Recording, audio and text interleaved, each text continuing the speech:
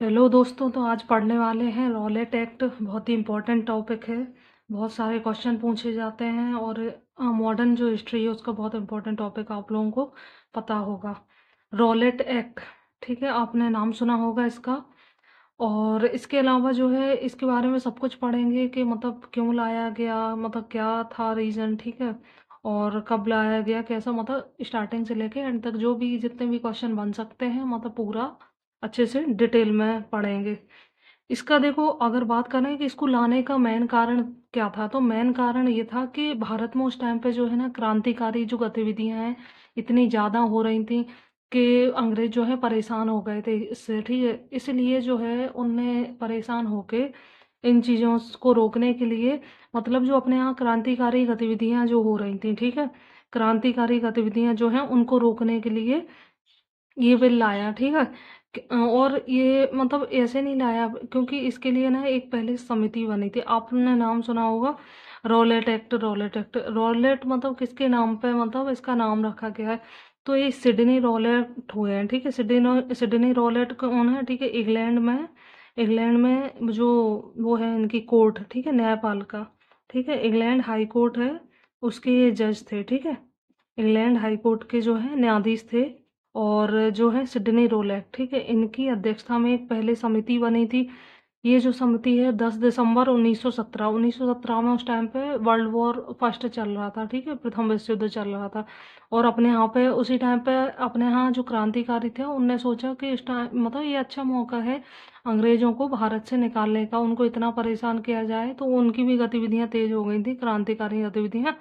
तो अंग्रेज जो है इससे परेशान थे, तो उनने क्या किया, सिडनी रॉलेट जो कि इंग्लैंड हाई कोर्ट के वो मतलब क्या बोलते हैं न्यायाधीश थे, ठीक है, उनकी अध्यक्षता में एक समिति गठित की, जो कि 10 दिसंबर 1917 को, ठीक है, 10 दिसंबर 1917 में हुई। और इसने जो है सिफारिश करी, इसने जो अपनी रिपोर्ट दी है उसमें बोला था कि इसने जो है ज़्यादातर कठोर नियम जो है, मतलब क्रांतिकारियों के प्रति कठोर नियमों की सिफारिश की। मतलब इसकी सिफारिश के आधार पर ये जो है एक्ट बना था, ठीक है, इसी की सिफारिश के आधार पर एक्ट बनना था। और आगे चल के जो है इसके जो भी सुझाव थे, इसके सुझाव अगर बात करें तो वो थे कि मात्र संदेह के आधार पर किसी को गिरफ्तार किया जाए, ठीक है, मात्र संदेह के आधार पर जो है किसी को भारत में उस टाइम पे गिरफ्तार किया जाए, मतलब इसने ऐसा बोला था। अगर किसी को संदेह लग रहा है, ठीक है, उसके अलावा जो है उसकी गतिविधियां हैं, ठीक है, गतिविधियों पर निगरानी रखा जाए, गतिविधियों पर निगरानी। अगर कोई लग रहा है कि मतलब कोई ऐसी गतिविधियों में शामिल है तो उसको सबसे पहले सिर्फ संदेह के आधार पर गिरफ्तार किया जाए, उसकी निगरानी की जाए। इसके अलावा जो है उससे उस पर गुप्त रूप से मुकदमा भी चलाया जाए, ठीक है, मुकदमा चलाया जाए और उसे मतलब किसी को पता भी नहीं हो, दंडित भी कर दिया जाए, ठीक है। तो ऐसे तो मतलब एक तरह से बहुत सारे लोगों के साथ अन्याय भी हो रहा था, मतलब जो शामिल नहीं थे पता चल रहा उनको उठा लिया और उनके साथ ये चीज़ें हो रही हैं। फिर क्या हुआ कि आगे चल के 18 मार्च 1919 को, 18 मार्च 1919 में जो है ये एक्ट जो है पास हो गया, ठीक है, बिल पास हो गया, ठीक है। तो ये बिल जो है वैसे बहुत खतरनाक था, क्योंकि भारत में मतलब ऐसे उन लोगों ने जो फिर कार्रवाई की ना तो बहुत खतरनाक थी, ठीक है।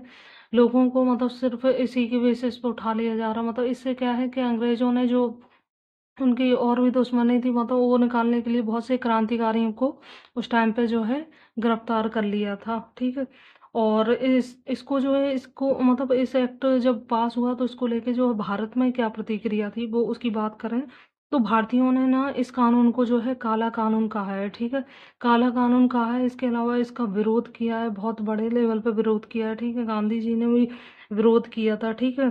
और आगे चल के जो है ना भारतीयों ने नारा दिया, मतलब अपने मतलब गुस्से के रूप में प्रतिक्रिया स्वरूप जो है भारतीयों ने ही बोला था ये कि जो मतलब ये नारा दिया था कि बिना वकील, बिना दलील, बिना अपील, मतलब ये जो नारा है मतलब रॉलेट एक्ट से रिलेटेड है। मतलब ये आता है एग्जाम में, बहुत बार आपने देखा होगा। तो नारा दिया था बिना वकील, बिना दलील और बिना अपील, ठीक है, ये जो है नारा दिया गया था। इसके अलावा जो है बात करें कि आगे चल के क्या होता है इसमें, आगे चल के जो है मोहम्मद अली जिन्ना का नाम सुना होगा, ठीक है, मदन मोहन मालवीय और मजहरुल हक, ये जो है ये केंद्र की व्यवस्थापिका थी उस टाइम पे, जो अंग्रेज मतलब पार्लियामेंट चला रहे थे, मतलब एक तरह से, ठीक है।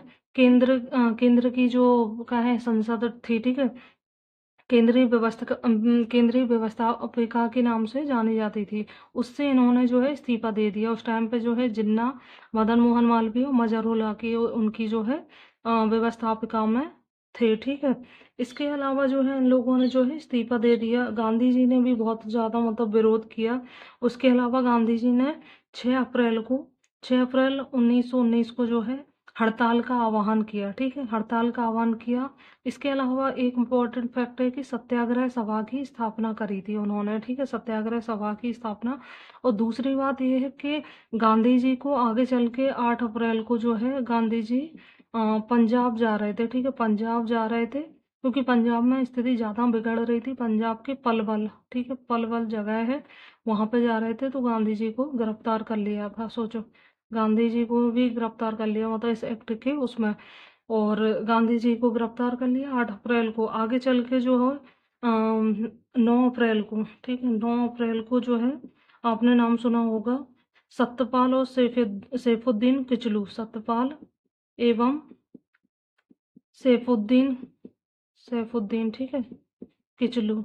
इनको जो है ये पंजाब में ये गतिविधियां कर रहे थे, मतलब हड़ताल प्रदर्शन वगैरह, ठीक है, इसी के विरोध में। तो इसी एक्ट के विरोध में तो इनको भी गिरफ्तार कर लिया गया, ठीक, पंजाब में अमृतसर से, ठीक है, अमृतसर में ये लोग सभा कर रहे थे, ठीक है। अब इन गांधी जी को गिरफ्तार कर लिया, सैफुद्दीन किचलू को, तो इनकी गिरफ्तारी के विरोध में जो है और ज़्यादा तेज मतलब चीज़ें हुई हैं, हड़ताल हो गया, ठीक है, सत्याग्रह वगैरह वगैरह, ठीक है।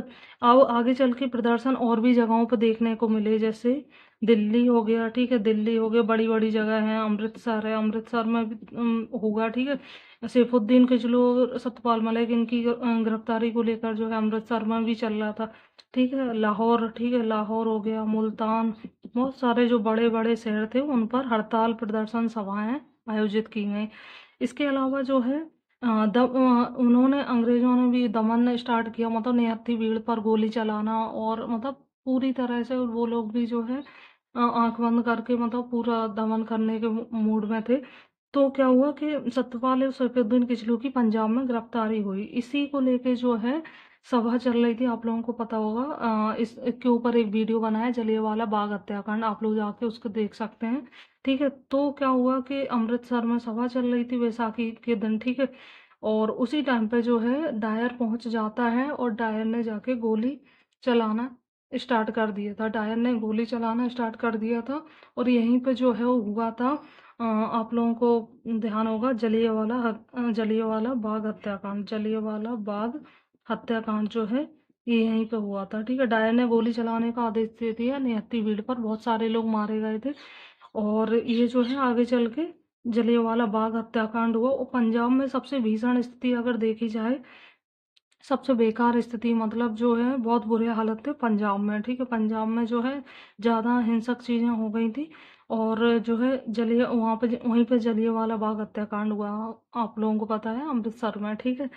तो ये था रॉलेट एक्ट। आप लोगों को कैसा लगा, मतलब समझाने का तरीका वगैरह? और अगर अच्छा लगा है तो वीडियो को लाइक कीजिए और चैनल को सब्सक्राइब कर लीजिए, क्योंकि बढ़िया अच्छे अच्छे वीडियो आने वाले हैं। तो आप लोग भी थोड़ा सपोर्ट कर दीजिए, तो मैं बढ़िया मतलब अच्छे से वीडियो बनाने में भी मन लगता है, मैं भी इतनी मेहनत कर रही हूँ। आप लोग अच्छे से देखिए पूरा, और जो है अपने दोस्तों को भी शेयर कर दीजिए। Thank you.